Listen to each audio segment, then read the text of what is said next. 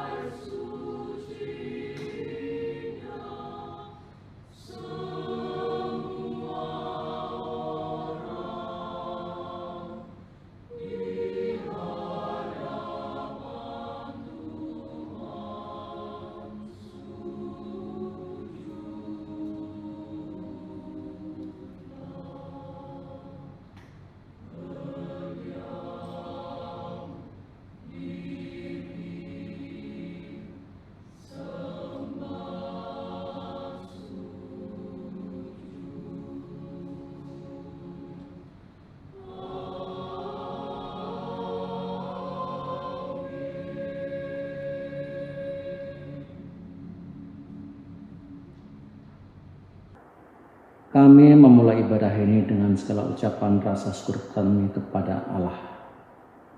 Amin. Saya mengundang saudara-saudari sekalian untuk bangkit berdiri. Ibadah kita dapat terselenggara oleh karena pertolongan kita adalah di dalam nama Tuhan Yesus yang menjadikan langit dan bumi, yang kasih setianya tetap sampai selama-lamanya.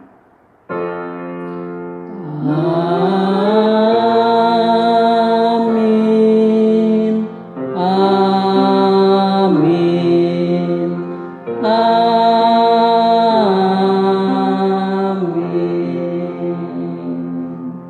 Kiranya kasih karunia dan damai sejahtera dari Allah Bapa kita dan dari Tuhan Yesus Kristus menyertai jemaat sekalian dan menyertai saudara juga. Puji nama Tuhan. Sebagai nats ibadah kita pagi hari ini terambil dari 1 Tawarik 16 ayatnya yang ke-23. Bernyanyilah bagi Tuhan, hai segenap bumi. Kabarkanlah keselamatan yang daripadanya dari hari ke hari. Sebagaimana keberadaan kita saat ini, setiap kita dapat melewati hari-hari kita di dalam kasih dan anugerah Tuhan kita. Hari-hari kulali bersama Yesus.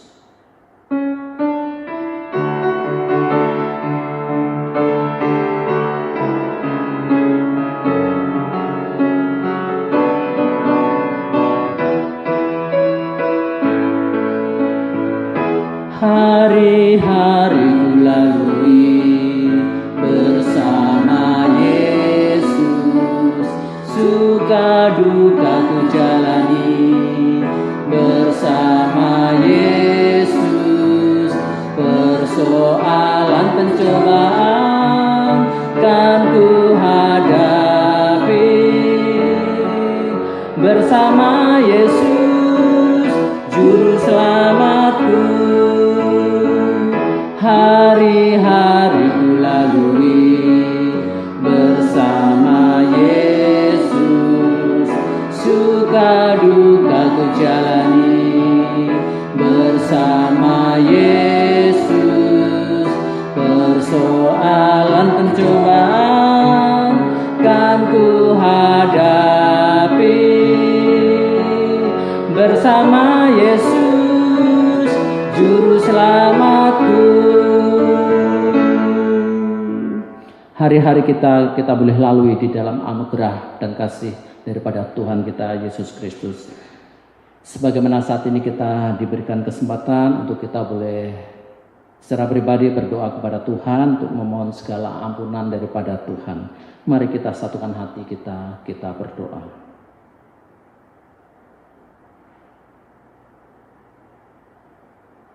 Hari-hari kami lalui bersama Tuhan. Suka, duka, ataupun pencobaan kami lalui. Kami lewati bersama dengan Tuhan.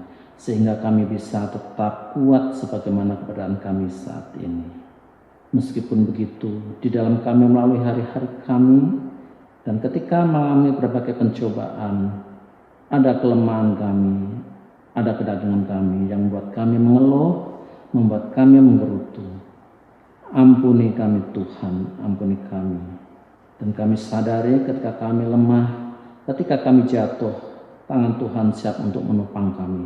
Tangan Tuhan siap untuk memegang kami. Terima kasih ya Tuhan untuk anugerah pengampunan dosa ini. Di dalam nama Tuhan kami Yesus Kristus, Allah kami yang hidup, kami berdoa dengan ucap syukur. Amin. Kembali kita memuji Tuhan, memuliakan Tuhan untuk meresponi anugerah Tuhan, pengampunan dosa dengan pujian. Dia sungguh indah.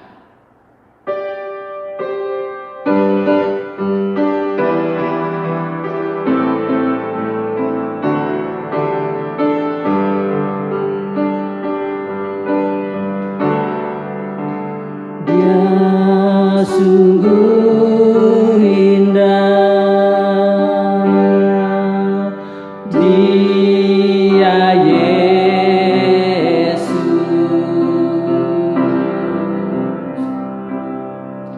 Dia ajaib, Dia mulia, Dia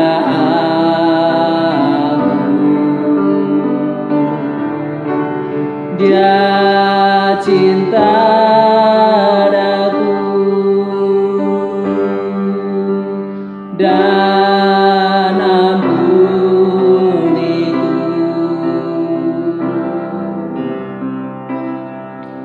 bahkan rela berikan nyawanya tuh selamatkanku. Sambutlah Yesus, tinggikan Yesus, beri Dia hormat, pujian dan kuasa. Yesus Raja.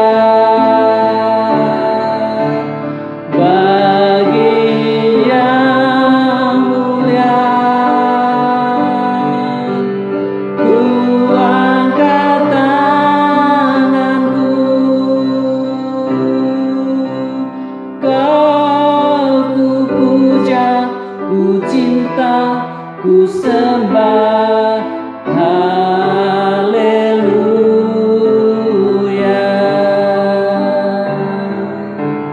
Sambutlah Yesus, tinggikan Yesus, beri Dia hormat, pujian dan kuasa. Yesus Raja. Bagi yang mulia, ku angkat tanganku, Kau ku puja, ku cinta, ku sembah, haleluya.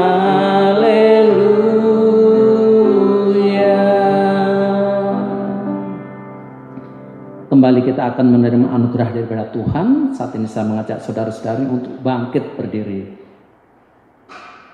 Berita anugerah kita pagi ini terambil dari Yesaya 12 ayatnya yang pertama. Pada waktu itu engkau akan berkata, aku mau bersyukur kepadamu ya Tuhan, karena sungguh pun engkau telah murka terhadap aku, tetapi murkamu telah surut dan engkau menghibur aku. Demikianlah berita anugerah daripada Tuhan. Syukur kepada Allah. Dan saya persilakan untuk duduk kembali. Dan saat ini kita akan kembali menikmati kebenaran firman Tuhan yang akan disampaikan oleh hambanya, Pendeta Ci Sadar Mahoni. Untuk itu mari kita memuji muliakan Tuhan untuk memasuki firman itu dengan sebuah pujian, berhembuslah Roh Kudus.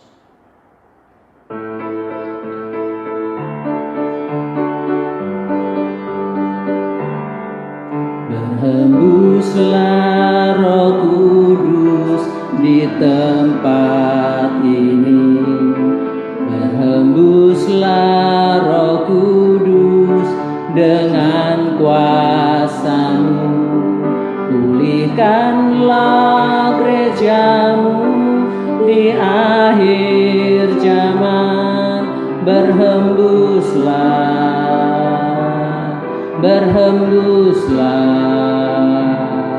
sekarang. Urapilah kami dengan minyak baru, penuhilah kami dengan hadirat-Mu. Kami rindu Tuhan melihat kuasa-Mu dicurahkan di tempat ini. Urapilah kami dengan minyak baru, penuhilah kami dengan hadirat-Mu. Kami rindu Tuhan melihat kuasa-Mu dicurahkan di tempat ini. Mari kita bersehati dalam doa. Bapa, terima kasih untuk hari perhentian ini. Berkatilah kami dengan kebenaran-Mu. Berikan Roh Kudus yang menuntun kami memahami firman-Mu. Di dalam Yesus kami memohon. Amin. Firman Tuhan hari ini akan saya baca dari surat 1 Tesalonika pasal 4 ayat 1 hingga 12. Demikian firman Tuhan. Akhirnya saudara-saudara, kami minta dan menasihatkan kamu dalam Tuhan Yesus. Kamu telah mendengar dari kami bagaimana kamu harus hidup supaya berkenan kepada Allah. Hal itu memang telah kamu turuti, tetapi baiklah kamu melakukannya lebih bersungguh-sungguh lagi. Kamu tahu juga petunjuk-petunjuk mana yang telah kami berikan kepadamu atas nama Tuhan Yesus. Karena inilah kehendak Allah, pengudusanmu, yaitu supaya kamu menjauhi percabulan, supaya kamu masing-masing mengambil seorang perempuan menjadi istrimu sendiri dan hidup di dalam pengudusan dan penghormatan, bukan di dalam keinginan hawa nafsu seperti yang dibuat oleh orang-orang yang tidak mengenal Allah, dan supaya dalam hal-hal ini orang jangan memperlakukan saudaranya dengan tidak baik atau memperdayakannya. Karena Tuhan adalah pembalas dari semuanya ini. Seperti yang telah kami katakan dan tegaskan dahulu kepadamu. Allah memanggil kita bukan untuk melakukan apa yang cemar, melainkan apa yang kudus. Karena itu siapa yang menolak ini bukanlah menolak manusia, melainkan menolak Allah yang telah memberikan juga rohnya yang kudus kepada kamu. Tentang kasih persaudaraan tidak perlu dituliskan kepadamu, karena kamu sendiri telah belajar kasih mengasihi dari Allah.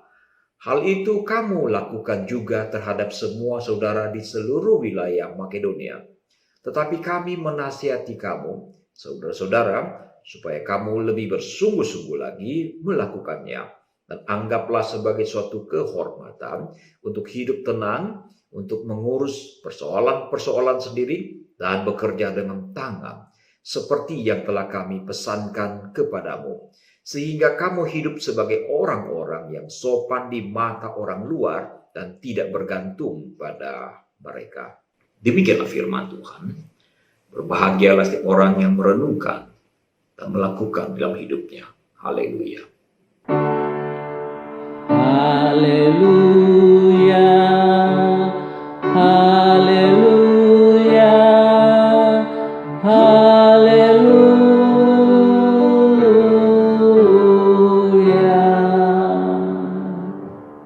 Saudara sekalian, banyak stres yang kita panen hari ini sebetulnya adalah sesuatu yang dahulu kita tabur dan akibat dari keputusan-keputusan yang keliru yang kita buat di masa lampau. Hidup ini memang tidak sepenuhnya ada dalam kendali hidup kita. Akan tetapi sebetulnya ada banyak sekali yang bisa kita lakukan Karena itu di dalam banyak hal, senang atau susahnya hidup kita, itu terkait dengan pilihan-pilihan yang kita buat. Seringkali kita tidak menyadari bahwa ada begitu banyak stres yang terjadi dalam kehidupan kita. Adalah karena kita secara langsung atau tidak langsung mengundangnya masuk di dalam kehidupan kita. Kita sendiri yang menyiapkan karpet merah bagi stres untuk melenggang masuk di dalam kehidupan kita. Saya yakin bahwa di tengah pandemi ini ada banyak stres yang kita alami adalah memang di luar pengaturan kita. Tetapi saya rasa juga ada begitu banyak stres yang terjadi justru adalah karena kelalaian kita di masa lampau.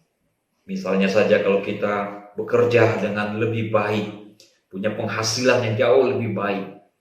Atau dulu kalau kita bisa mengatur keuangan dengan lebih bijaksana, mungkin kita tidak akan mengalami kesulitan finansial di hari-hari ini.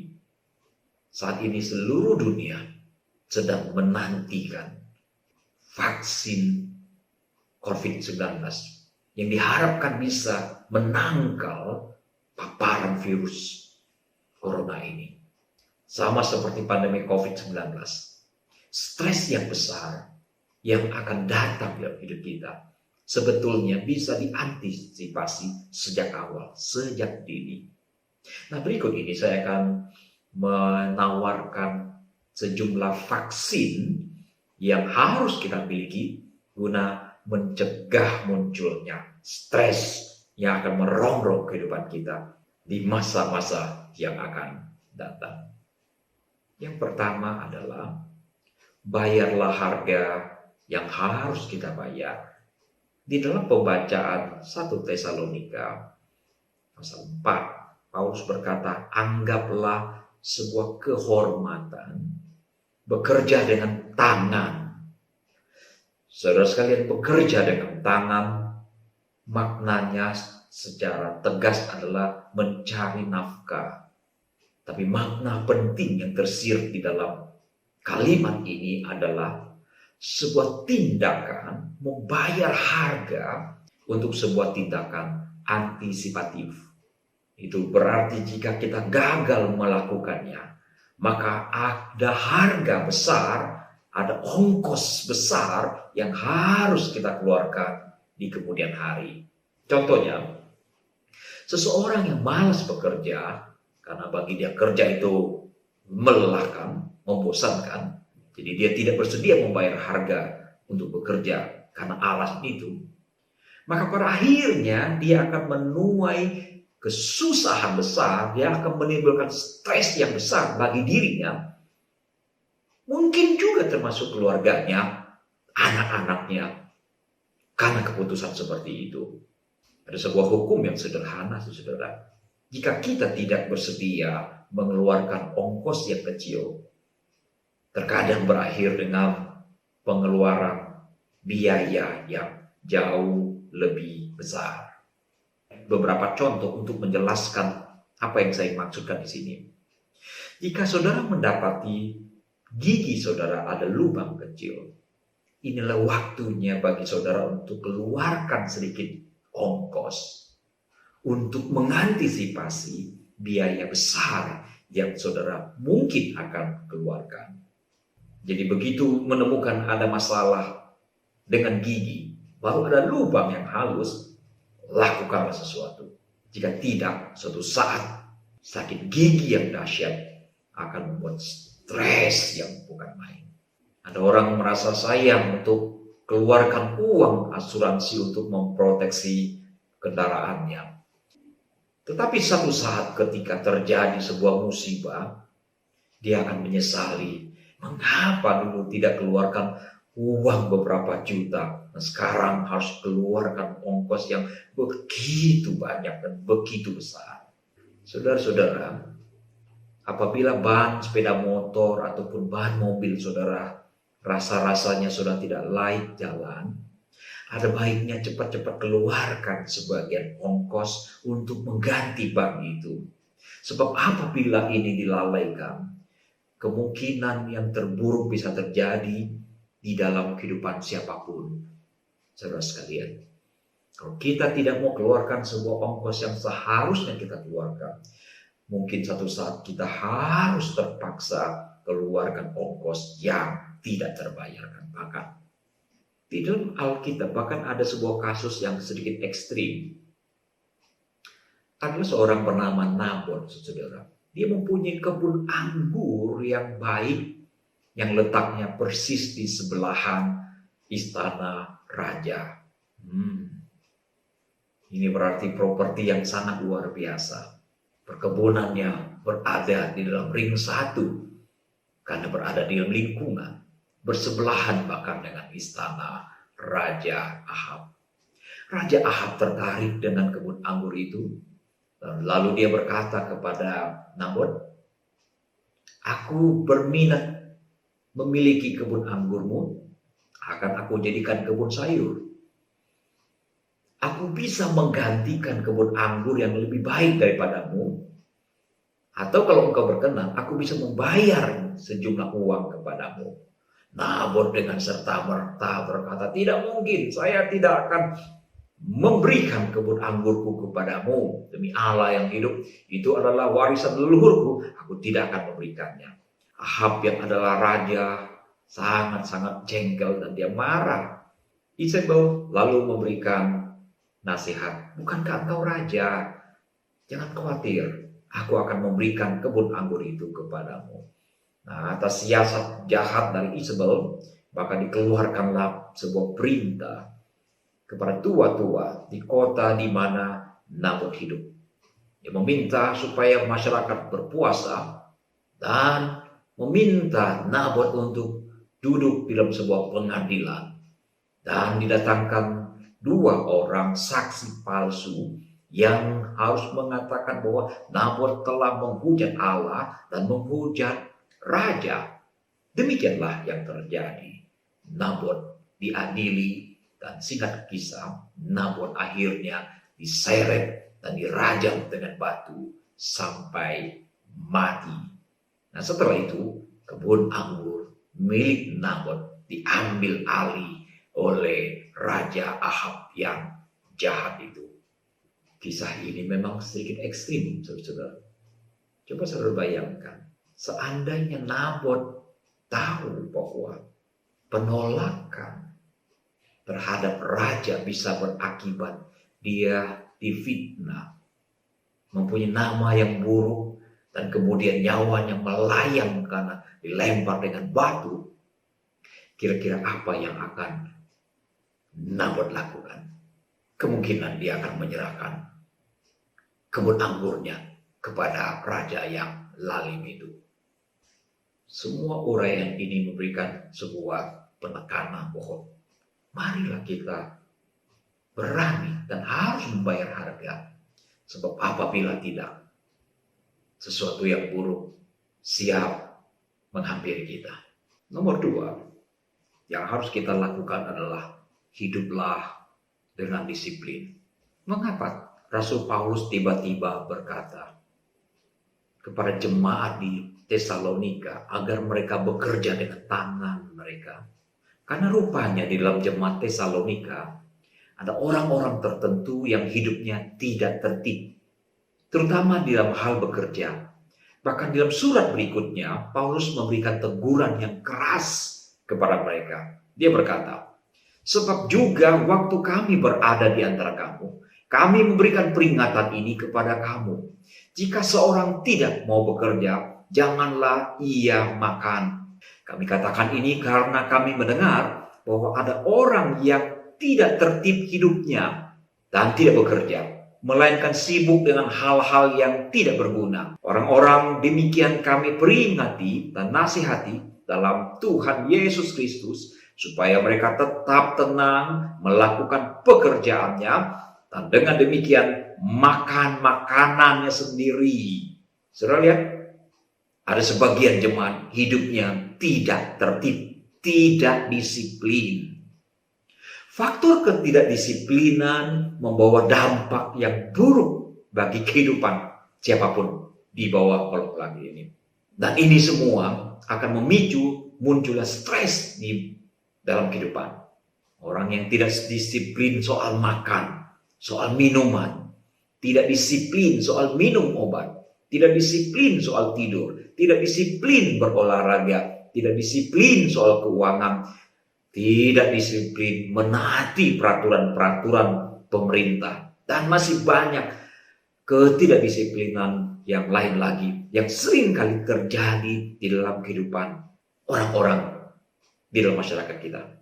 Jika tidak menjalankan hidup yang disiplin, seseorang harus siap-siap untuk menanggung stres yang besar. Hidup disiplin bukanlah satu-satunya faktor yang membuat hidup kita menjadi lancar. Orang yang hidup dalam disiplin pun terkadang mengalami tekanan dan stres. Apalagi kalau kita hidupnya tidak disiplin, kita menciptakan lebih banyak lagi stres yang lain di dalam hidup kita. Tanggal 22 Mei 2020, sebuah pesawat dari Pakistan International Airlines jatuh di Karachi. Sebanyak 98 orang tewas dan hanya menyisakan 2 orang yang terselamatkan. Apa yang terjadi, saudara? Penyelidikan mengatakan bahwa sang pilot, yaitu Sarjant Gul dan kopilot, tidak disiplin. Mereka terlalu asik berdiskusi tentang virus corona dan pengaruhnya terhadap keluarga pada saat mereka bermaksud untuk mendaratkan pesawat terbang. Akibat dari ketidakdisiplinan itu memberikan efek yang luar biasa. Saudara-saudara, disiplin itu seolah-olah sebuah makhluk sebab akibat. Jika kita menurutinya, maka ia akan memberikan kebaikan dan ketenangan dalam hidup kita. Sebaliknya, jika kita tidak menurutinya, kita melawan dia, maka dia tidak akan berbelas kasihan kepada kita. Sudah terlalu banyak contoh yang kita bisa petik dari kehidupan orang-orang yang tidak tertib dalam hidupnya, yang akhirnya menimbulkan masalah yang serius dan berkepanjangan. Orang-orang muda yang tidak disiplin, masa tuanya hidup penuh dengan kesengsaraan, kesulitan. Dia bukan hanya sulit sendiri, tapi dia membuat kesulitan di dalam keluarga besarnya. Karena itu belajarlah dari kegagalan orang lain dalam hal ini. Mari kita tingkatkan kedisiplinan di dalam segala bidang kehidupan kita. Saya tahu ini memang tidak mudah. Apalagi memang kita terbiasa tidak disiplin dari awalnya. Tapi kalau kita tidak memulai, maka seumur hidup kita menjadi orang-orang yang tidak disiplin. Dan karena tidak disiplin, ada banyak sekali akibat buruk, stres yang akan kita tuai di waktu-waktu yang akan datang. Yang ketiga adalah terimalah nasihat yang baik dan benar. Paulus berkata, akhirnya saudara-saudara, kami minta dan menasihati kamu. Paulus meminta dan memberikan nasihat kepada jemaat-jemaat di Tesalonika. Mengapa kita perlu mendengarkan nasihat? Jawabannya sederhana, saudara. Ketika saudara membutuhkan jarum, mengapa saudara tidak membuat jarum sendiri? Barang sederhana ini. Atau ketika saudara sakit, mengapa saudara tidak membuat obat sendiri? Mengapa saudara keluarkan uang, pergi ke dokter dan beli obat? Kenapa tidak berobat sendiri? Atau kalau saudara membutuhkan mobil, kenapa tidak buat mobil sendiri saja? Kesimpulan sederhananya adalah kita tidak kuasai segala sesuatu di dunia ini. Itu sebabnya kita butuh orang lain. Kita butuhkan pendapat orang lain. Kita butuhkan masukan dari orang lain yang akan memperkaya diri kita. Hidup ini kompleks, saudara. Ada bagian-bagian tertentu dalam hidup ini yang betul-betul tidak kita sadarin, tidak bisa kita lihat dengan tepat. Di dunia otomotif, kita mengenal istilah blind spot. pada waktu kita setir mobil, ada sudut-sudut tertentu yang tidak bisa kita lihat kan terhalang. Ini adalah sudut-sudut yang berbahaya. Kita tidak maha tahu. Itu sebabnya kita butuh orang lain yang memberitahukan kita. Terkadang juga kita hidup dalam kebodohan yang sudah terbiasa kita jalani. Dan kebodohan yang kita jalani, kita anggap itu sebagai sesuatu yang sudah lumrah, sudah biasa, tidak masalah, tidak apa-apa, bukan dosa. Sebuah pelanggaran kalau terus-menerus dilakukan, maka kita akan kehilangan rasa bersalah dan rasa berdosa. Kita akan menjadi kebal, bahkan menjadi bebal di dalam hal ini. Untuk itulah kita perlu orang lain yang mengingatkan kita, yang menasihati kita tentang pilihan-pilihan hidup yang sedang kita jalani.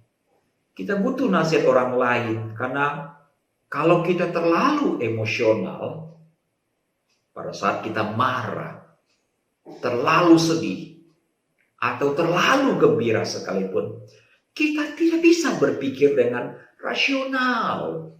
Maka orang yang terlalu sedih tidak boleh mengambil keputusan.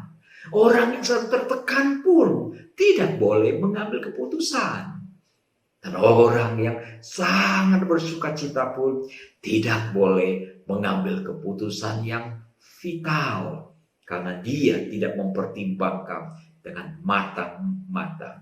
Saudara-saudara, Panglima Naaman dan Perjanjian Lama sempat tersinggung ketika dia datang berobat ke Samaria. Sampai di depan rumah Nabi Elisa.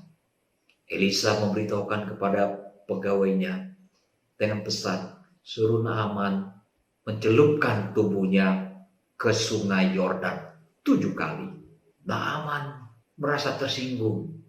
Dia seorang panglima. Dia berpikir paling tidak Nabi akan keluar dari rumahnya, memberikan sambutan, lalu akan melakukan serangkaian upacara, terapi, berdoa, dan sebagainya. Bukan dengan cara seperti ini. Dia tersinggung. Karena apa? Karena sungai Yordan dinilai jorok. Dia katakan, bukankah sungai di negeri kita jauh lebih baik? Kalau ini yang dia minta, berapa? Dia tersinggung dan dia marah. Dia hampir pulang karena ketersinggungannya itu. Tapi beruntung ada pegawai-pegawai yang mengingatkan. Bapak Naaman, kalau sang Nabi menyuruh Bapak melakukan hal-hal yang sangat sulit, tentu Bapak akan lakukan, bukan? Nah, sekarang dia hanya meminta Bapak untuk menyelam, mencelupkan badan 7 kali sungai Yordan. Ini sangat sederhana, lakukan saja. Ternyata Naaman mendengarkan nasihat dari pegawainya. Dan dia turuti itu semua. Dan ternyata dia disembuhkan dengan cara seperti yang dikatakan oleh Nabi Elisa kepadanya. Saudara-saudara, kita butuh nasihat orang lain. Karena apa? Karena kadang-kadang kita berada di dalam bias-bias tertentu yang tidak kita sadari. Karena apa yang kita rasakan belum tentu itu yang mewakili sebuah fakta. Orang-orang berkata bahwa bumi ini berputar.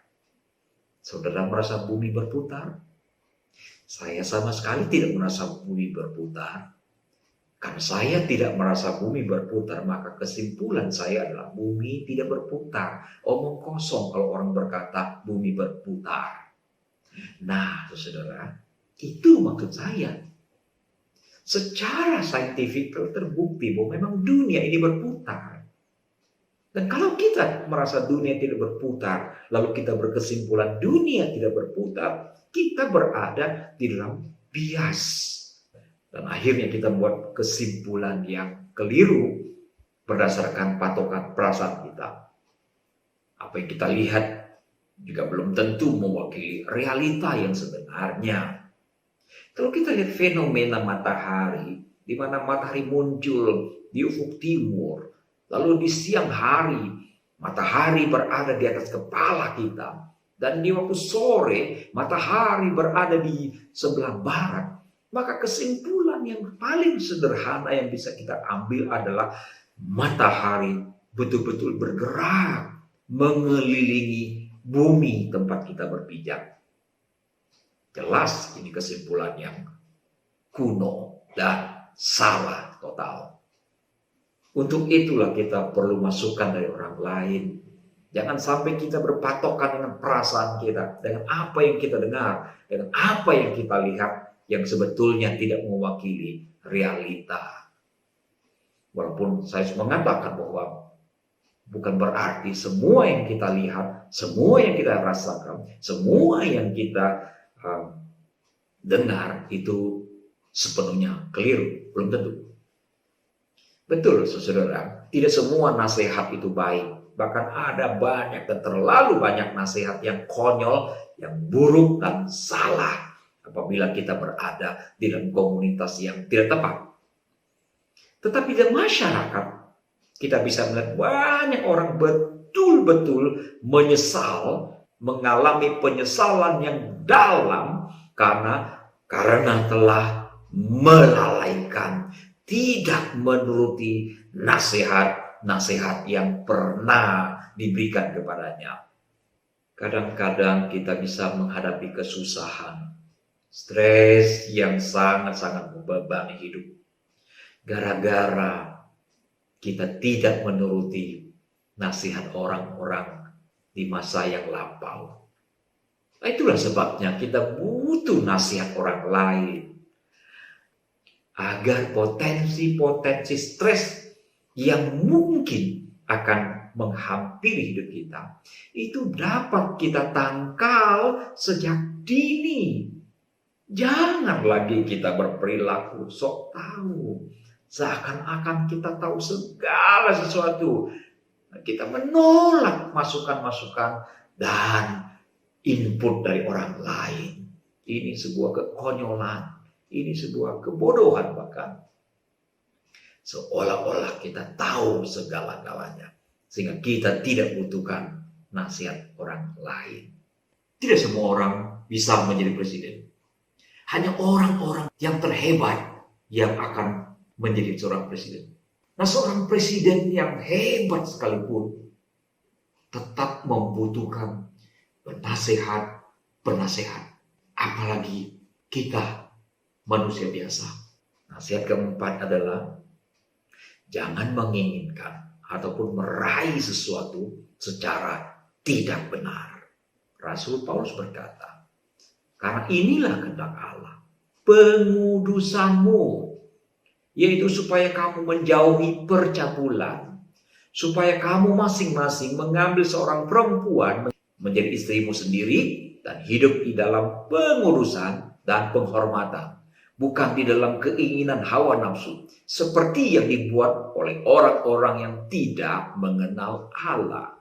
Saudara sekalian, Alkitab tidak melarang sepenuhnya seseorang memiliki keinginan. Karena memang manusia diciptakan dengan keinginan yang ada dalam dirinya. Tetapi Alkitab dengan jelas memberikan batasan yang tegas tentang keinginan. Di antaranya dikatakan tidak boleh mengingini properti hak milik orang lain. Kita boleh ingin menjadi seperti seseorang. Barangkali saudara merasa ada orang lebih sukses, lebih baik, lebih rohani. Lalu saudara ingin seperti orang itu, silakan. Tetapi yang tidak boleh adalah menginginkan hak milik dia, properti dia. Ini dilarang. Kembali ke cerita Naaman tadi, saudara. Naaman datang dari Damsyik ke Samaria untuk berobat. Naaman membawa harta yang sangat-sangat banyak. Dan ketika dia disembuhkan, dia berkata kepada Nabi, aku tahu Allah adalah satu-satunya Allah yang hidup. Dan sejak itu dia menyembah kepada Allah, Yahweh. Dan pada waktu itu dia bermaksud untuk menyediakan hadiah yang begitu banyak. Tapi rupanya itu ditolak oleh Nabi. Nah, setelah Naaman pulang, Gehazi, bujang dari Nabi, merasa ini kesempatan yang dilewatkan begitu saja. Maka dia mulai mengejar rombongan Naaman yang sedang dalam perjalanan pulang ke negeri mereka. Dia katakan, tiba-tiba Nabi kedatangan 2 anak muda dari rombongan Nabi yang membutuhkan sesuatu. Ini cerita bohong, saudara. Dia membuat cerita, dia mengarang sebuah cerita. Dan dia meminta 1 talenta perak dan 2 potong pakaian. Dan itu angka yang sangat besar waktu itu. Naaman yang mendengarkan itu, yang tadinya memang mau serahkan begitu banyak perak dan emas, lalu berkata, berikan bukan hanya 1 talenta. Dia mendesak supaya diberikan 2 talenta perak dan berikan 2 potong pakaian. Gehazi seolah-olah menolak, cukup 1 talenta. Tapi Naaman mendesak supaya berikan 2 talenta perak. Lalu Naaman perintahkan kepada pegawainya untuk mengawal Gehazi sampai ke rumahnya. Saudara, bersukacitakah Gehazi? Oh, tiba-tiba dia menjadi kaya raya, saudara. Mendapatkan 2 talenta perak. Itu berarti 6.000 uang perak dan 2 potong pakaian. Setelah menyimpan uang-uang itu dan berikut pakaian, dia mempersilahkan pengawal Naaman untuk pulang. Dan setelah itu Gehazi menghadap Nabi Elisa. Nabi Elisa bertanya kepada Gehazi, dari mana Gehazi? Gehazi menjawab, hamba tidak kemana-mana. Elisa berkata, bukankah hatiku ikut pergi ketika orang itu turun dari atas keretanya mendapatkan engkau? Maka sekarang engkau telah menerima perak dan dengan itu engkau akan memperoleh kebun zaitun, kebun anggur, kambing domba, budak laki-laki dan budak perempuan. Ini berarti apa yang diterima oleh Gehazi sangat besar, saudara. Tapi apa yang terjadi?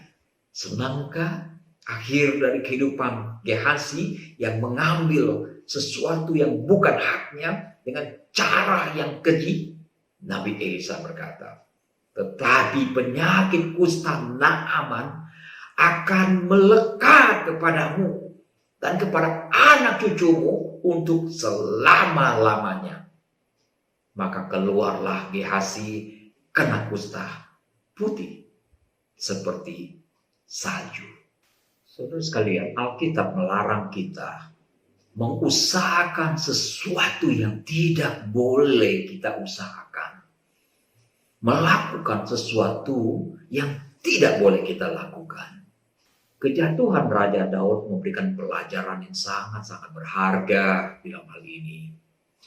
Ia tertarik dengan istri Uria. Terjadilah perzinahan. Lalu dia mengupayakan pembunuhan terhadap suami dari Batsheba pada waktu itu. Walaupun dia sungguh-sungguh bertobat setelah diingatkan oleh Nabi Nathan, dan Tuhan betul-betul mengampuni dosanya, karena dia sungguh-sungguh menyesali dan bertobat dengan sepenuh hati. Tetap saja, saudara, ada begitu banyak kesulitan yang berkelanjutan yang mengikuti kehidupan Daud bahkan keluarganya. Ada banyak hal buruk yang tidak bisa ditolak. Dan itu menjadi pergumulan, tantangan, penderitaan, dan stres yang luar biasa. Firman Tuhan berkata, pedang tidak akan menyingkir dari keturunanmu sampai selamanya. Karena engkau telah menghina aku dan mengambil istri Uria, orang Het itu, untuk menjadi istrimu. Tuhan marah. Hasil perzinahan itu, Batseba mengandung, dan Tuhan katakan anaknya pasti akan mati.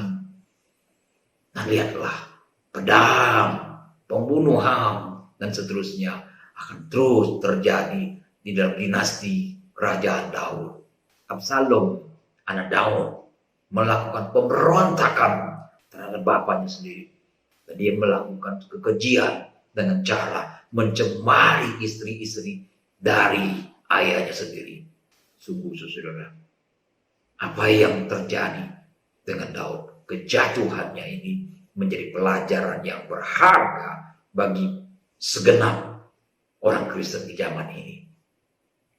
Jangan pernah bermain-main dengan dosa. Jangan pernah melakukan apa yang Tuhan katakan tidak boleh dilakukan. Galatia 6 ayat 7 memberikan nasihat. Karena apa yang ditabur orang, itu juga yang akan dituainya. Waspada saudara sekalian. Marilah kita memilih jalan yang lurus saja. Hidup yang lurus saja. Maka ada banyak sekali stres, tekanan-tekanan akan tersingkirkan dari kehidupan kita. Bukankah orang-orang yang hidupnya bersih tidak takut bertemu dengan aparat kepolisian? Jangankan melakukan kejahatan yang besar, saudara. Kita lupa membawa SIM ataupun STNK saja.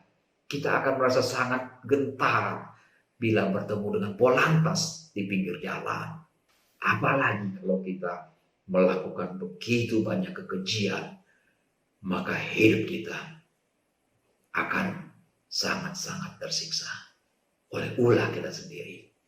Orang yang jalannya tidak lurus adalah orang yang menyebarkan jebakan yang akhirnya menjerat lehernya sendiri. Coba saudara bayangkan, seandainya ada seseorang di antara kita di masa lampau terlibat di dalam sebuah konspirasi korupsi yang merugikan pemerintah setelah sekian tahun, apakah orang itu merasa nyaman dengan apa yang dia peroleh? Setiap kali mengingat itu hasil korupsi, maka sejahteranya akan hilang. Kalaupun dia merasa sejahtera, tidak ada rasa bersalah dan tidak merasa berdosa, itu berarti hati nuraninya sudah mati. Dan itu menjadi masalah yang lain lagi. Sekarang tiba-tiba pihak polisi, kejaksaan ataupun KPK sedang menyelidiki kasus itu.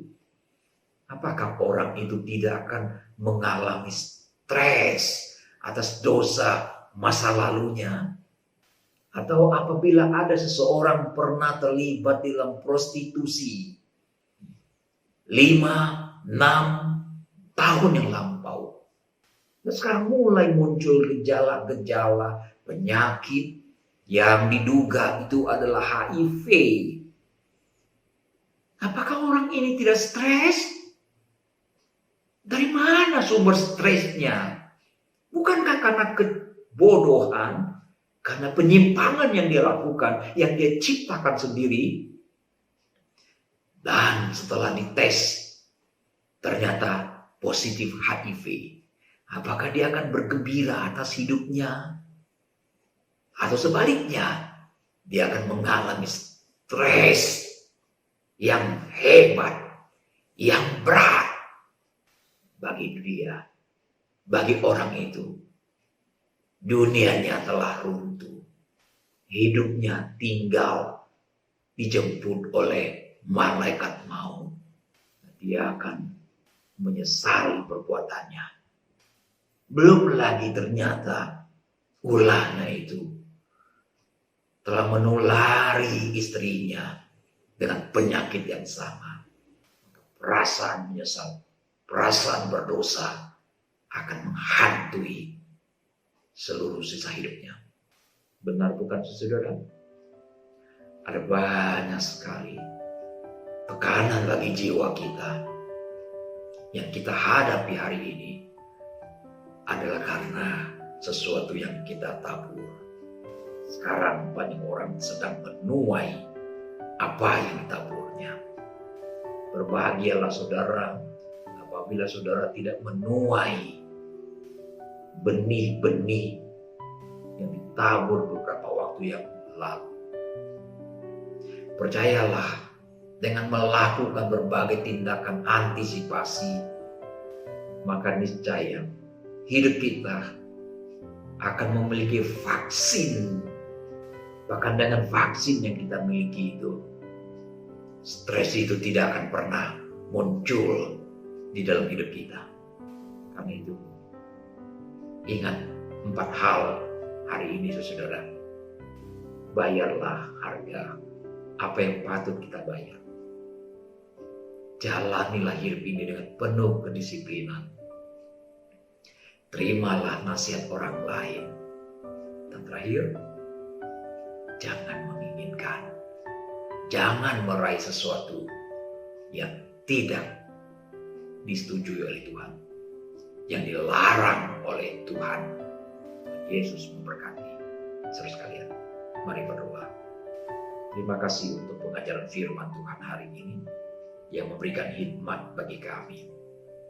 Bantu kami untuk menangkap hikmat ini dan mampukan kami untuk hidup di dalam hikmat firman Tuhan hari ini.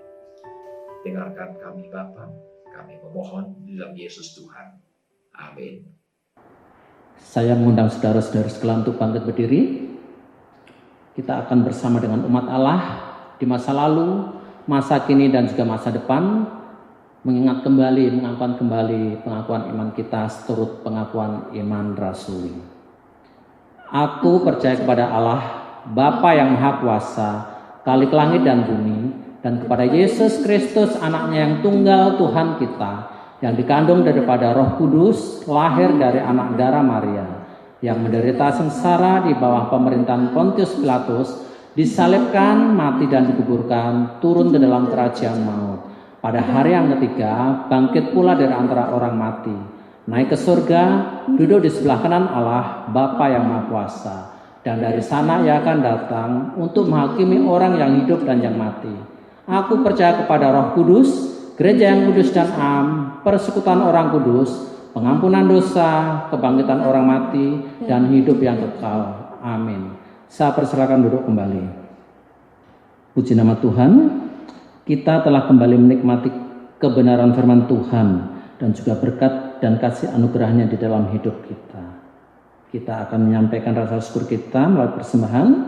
Bagi saudara-saudari yang akan menyampaikannya melalui banking, Anda bisa transfer ke nomor rekening yang muncul di layar monitor saudara.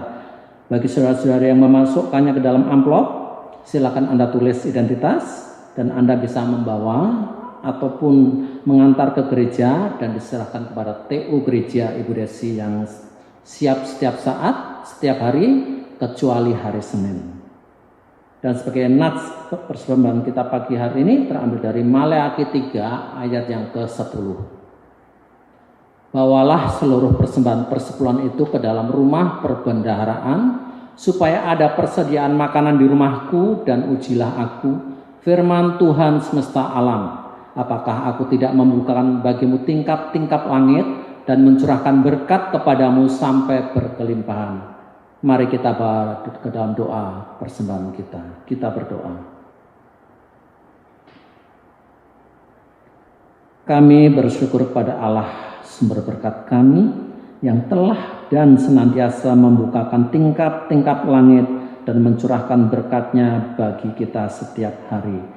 Dan sebagai rasa syukur kita akan bawa korban syukur kita kepada Tuhan di dalam persembahan ini. Kiranya Tuhan berkenan akan persembahan kami ini. Di dalam nama Tuhan Yesus Kristus, Allah kami dan sumber berkat kami mengucap syukur. Amin. Kita iringi dengan pujian betapa hatiku bersyukur kepadamu ya Tuhan.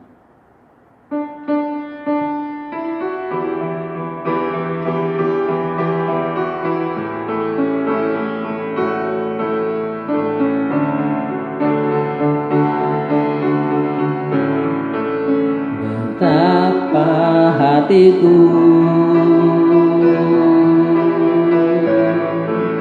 berterima kasih Yesus,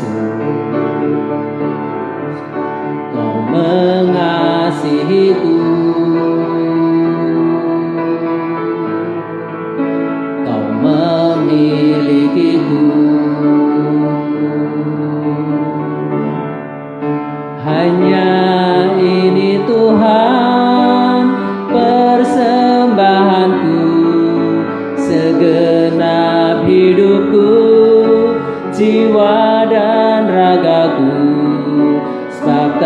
ku miliki harta kekayaan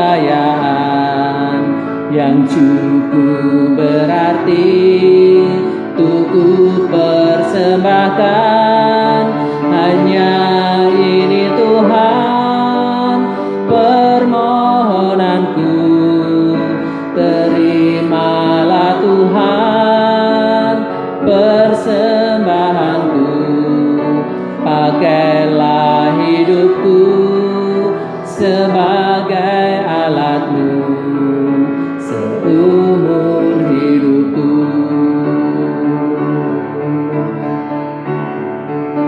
Hanya ini Tuhan permohonanku, terimalah Tuhan persembahanku, pakailah hidupku sebagai alat-Mu seumur hidupku.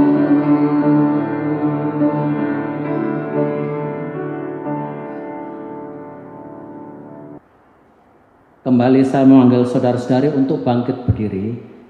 Kita akan segera mengakhiri ibadah kita. Kita akan memasuki kepada doa syafaat kita dan juga kepada pengutusan dan berkat. Mari kita naikkan doa syafaat kita. Bapa surgawi, kami datang menyerahkan berbagai pergumulan di tengah dunia ini ya Bapa. Kami berdoa kiranya Tuhan berbelas kasihan kepada dunia yang mengalami banyak kesulitan. Hidup di dunia yang penuh dengan pergumulan. Kami berdoa untuk kondisi pandemi yang belum terkendalikan dengan baik, terutama bagi negara kami yang sedang mengalami kesulitan yang serius dengan merebaknya virus ini ya Bapak. Sudah ada begitu banyak korban yang berjatuhan. Telah ada ratusan ribu orang yang terpapar penyakit ini. Berbelas kasihanlah ya Bapak.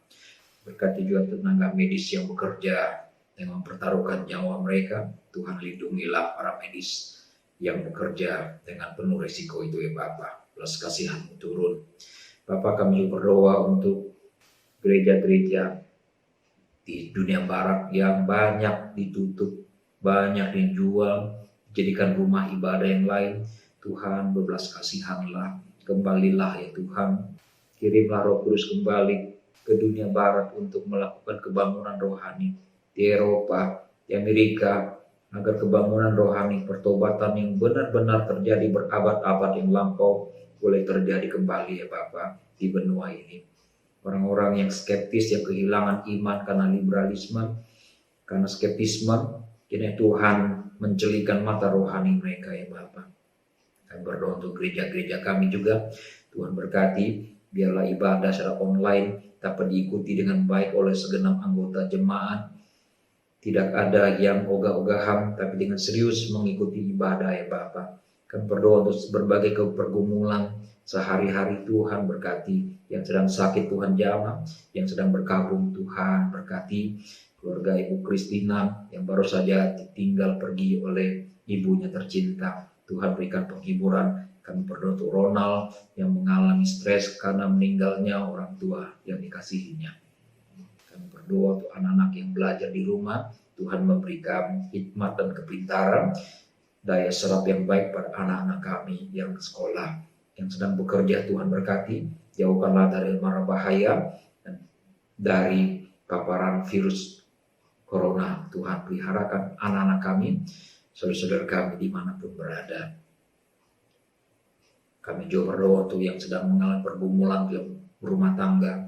Tuhan bukakanlah jalan-Mu untuk menyelesaikan yang terbaik. Kami berdoa bila Tuhan ikut campur dan orang-orang boleh mengizinkan Tuhan ikut campur dan keluarga mereka. Dengarkan kami. Mari saudara kita naikkan doa Bapa kami. Bapa kami yang di surga, dikuduskanlah nama-Mu, datanglah kerajaan-Mu, jadilah kehendak-Mu di bumi seperti di surga.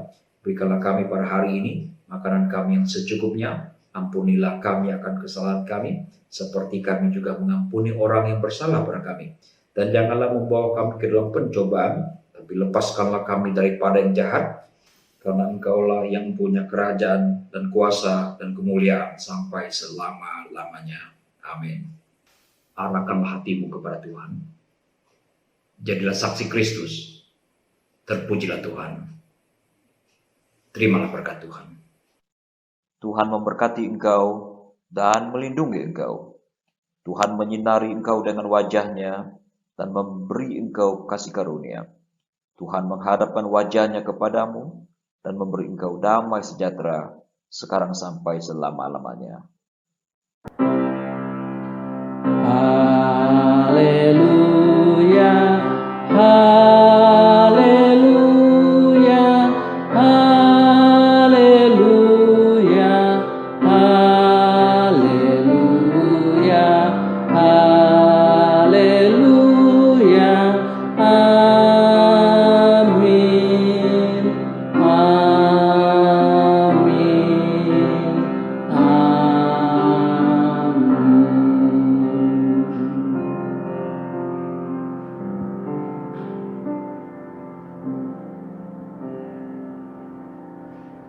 Silakan duduk kembali. Ibadah kita selesai.